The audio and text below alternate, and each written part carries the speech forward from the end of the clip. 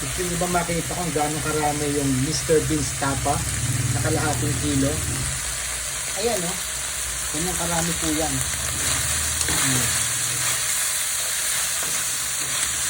Wala po siyang litid. Walang litid. Bakit ka mo? Sirloin po yan. Hindi po yan yung binibili na bulto-bultong box tapos gagawing tapa. Hindi, wala. Hindi ganun. Walang litid yan oh. Napakalambot. Pag kinain mo, lasang milk.